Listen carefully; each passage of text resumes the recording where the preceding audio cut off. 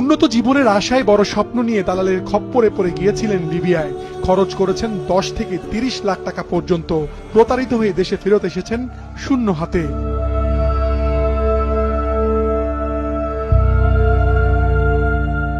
ভুক্তভোগীরা জানান, বিদেশে পাঠানোর সঙ্গে জড়িতদের একটি চক্র ইউরোপের পাঠানোর কথা বলে তাদের লিবিয়া পাঠায়।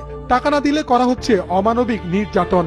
কেউ কেউ আবার সাগর পথে অবৈধভাবে ইউরোপে প্রবেশের সময় নিহত হচ্ছেন।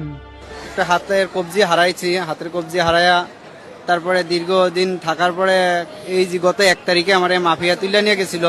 মাফিয়া তুল্লা নিয়ে গিয়ে 9.5 লক্ষ করে টাকা আদায় করছে।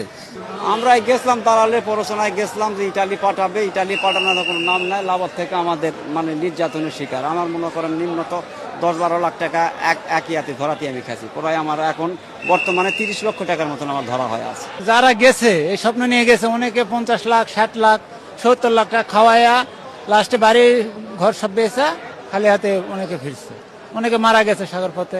বিভিন্ন জায়গায় আটক কিংবা বিপদে থাকা এমন শতাধিক বাংলাদেশি বাংলাদেশ দূতাবাসের সহযোগিতায় আজ দেশে ফেরত এসেছেন।